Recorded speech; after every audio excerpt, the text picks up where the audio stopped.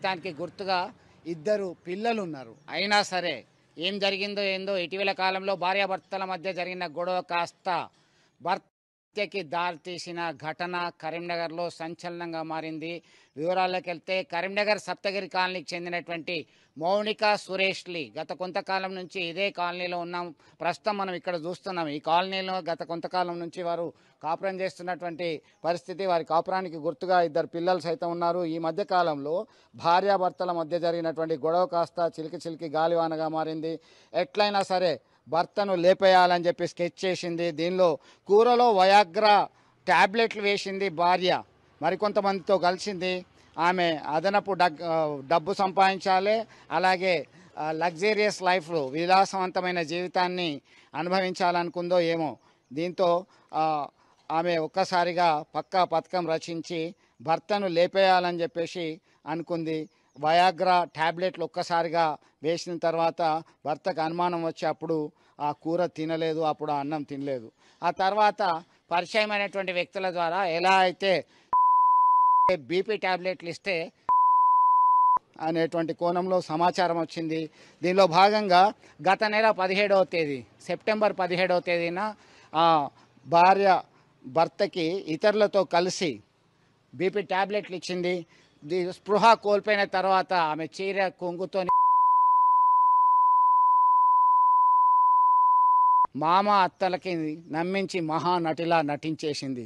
అత్తమ్మ, మామయ్య, నా భర్తకి హార్ట్ స్ట్రోక్తో నాకేం తోచట్లేదని రోధిస్తూ 2-3 సార్లు స్పృహ కోల్పోయినట్టుగా చేసినట్టుగా సమాచారం అందుతుంది.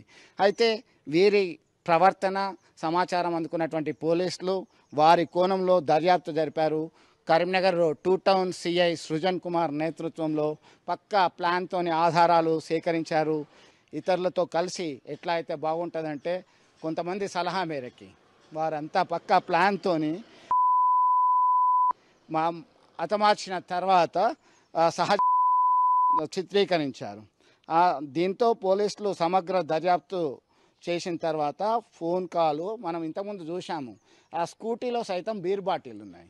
అంటే ఎలాంటి విలాసవంతమైనటువంటి జీవితానికి ఆమె అలవాటు పడ్డదా అనేది తెలుసుకోవచ్చు. ఈ కేసులో కరీంనగర్ పోలీస్ కమిషనర్ గౌసలం మీడియా సమావేశం నిర్వహించి 6 నిందితులని మీడియా ముందు ప్రవేశపెట్టారు. కత్తి మౌనిక, ఆమె సురేష్ భార్య, అరిగే శ్రీజ, పోతు శివకృష్ణ, దుమ్మాటి అజయ్, నల్ల సంధ్య అలియాస్ వేముల రాధ, నల్ల దేవదాస్, ఇలా వీళ్ళంతా కలిసి చేసినటువంటి ఫనిగా మనం గుర్తుంచుకోవచ్చు.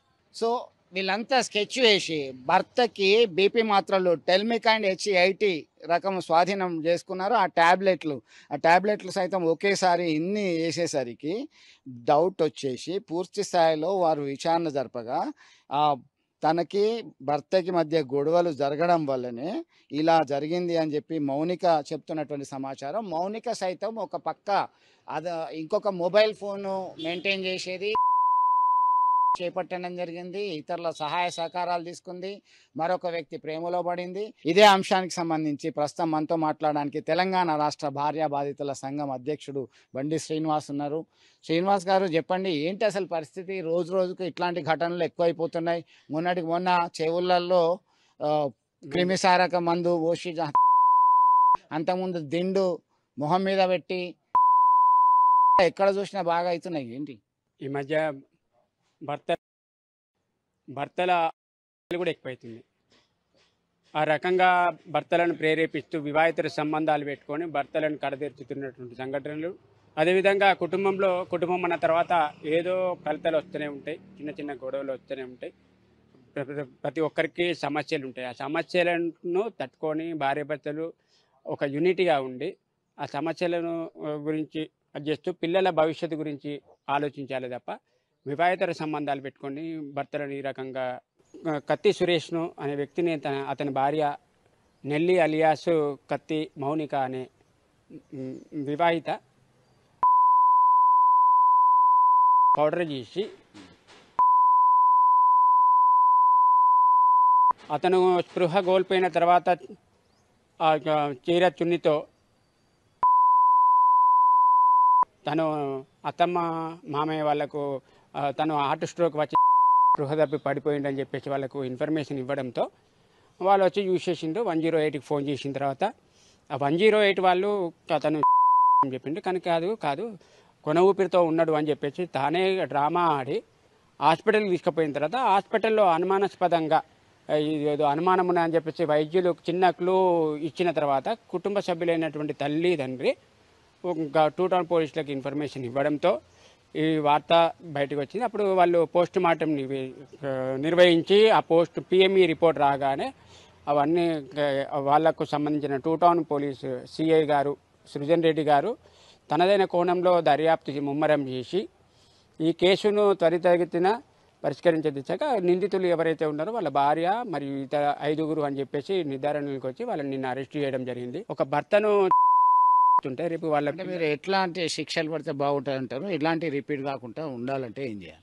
వీళ్ళకు చట్టాలు ఈ రాష్ట్ర ప్రభుత్వం కానీ కేంద్ర ప్రభుత్వం కానీ ప్రత్యేకమైన ఆర్డినెన్స్ తీసుకురావాలి. వీళ్ళకి ఇటువంటి వాళ్ళకు భర్తలను కడతీర్చుతున్న భార్యలను శిక్షించాలంటే వాళ్ళు విధించాల్సిన అవసరం లేదు. యావజ్జీవం కూడా విధించాల్సిన అవసరం లేదు. ఇటువంటి సంఘటనలు జరగకుండా పునరావృతం కాకుండా చూసుకోవాల్సిన బాధ్యత ఈ రాష్ట్ర ప్రభుత్వాన్ని ఉంది. పోలీసులు కూడా ఆ రకంగా కఠినం చేయాలి. ఇంకొకటి ఏంటంటే అనుమానంగా ఎక్కడైతే ఉన్నారో వాళ్ళను ఖచ్చితంగా వాళ్ళని కూడా విచారించాలి. ఈ కోణంలో ఇంకా మారినటువంటి సంఘటన కూడా జరిగింది కాబట్టి ఆ కోణంలో కూడా దీనిలో ఇంకా ఈ 5గురే కాకుండా మిగతా వాళ్ళ పాత్ర కూడా ఉంది అని నేను అనుకుంటున్నాను. సో మొత్తం మీద ఇప్పటికే పలువురు నిందితులను తప్పించడానికి రాజకీయ నేతలు సైతం రంగప్రవేశం చేసినట్టుగా సమాచారం అందుతుంది. 2015లో వివాహం అయింది, ప్రేమ వివాహం. అది కూడా 10 సంవత్సరాలు జరిగింది.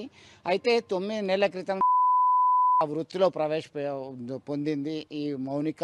దీంతో భార్యాభర్తల మధ్య సహజంగానే గొడవలు వచ్చాయి. దీనిలో విలాసవంతమైనటువంటి జీవితాన్ని అనుభవించాలని ఆమె స్కూటీలో ఉన్న బీర్ బాటిళ్ళు అదంతా సపరేట్ మొబైల్ మెయింటైన్ చేయడము సీక్రెట్గా, ఇదంతా అనుమానం వచ్చినటువంటి భర్త సురేష్ నిలదీయడంతో భార్యాభర్తల మధ్య గొడవ జరగడంతోనే భర్తను అడ్డు తొలగించుకోవాలని ఆయనకి ఇటీవల మౌనికతో పరిచయమైనటువంటి అజయ్ అనేటువంటి వ్యక్తి అలాగే ఇతరులతో కలిసి పక్కా ప్లాన్ చేసింది. ఒక్కసారి మాత్రలు వేసింది, స్కెచ్ వేసి అత్యంత దారుణంగా ఇతరుల సహాయంతో ఘటనలో వీరు ఇప్పటికే రిమాండ్కి తరలించారు. అయితే ఇప్పటికైనా కఠిన శిక్షలు విధించాలి, ఇలాంటి ఘటనలు పునరావృతం కాకుండా చూడాలని భార్యాబాధితుల సంఘం తరపున అధ్యక్షుడు కోరుతున్నటువంటి పరిస్థితి.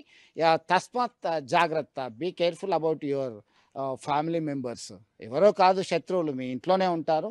మీరు అందరూ ప్రతి ఒక్కరు జాగ్రత్తగా ఉండాల్సినటువంటి పరిస్థితి ఎదురైంది అని చెప్పి సభ్య సమాజం చర్చించుకుంటున్నటువంటి పరిస్థితి. వీడియో జర్నలిస్ట్ సుమంత్తో కలిసి చంద్రశేఖర్, RTV, కరీంనగర్ నుండి.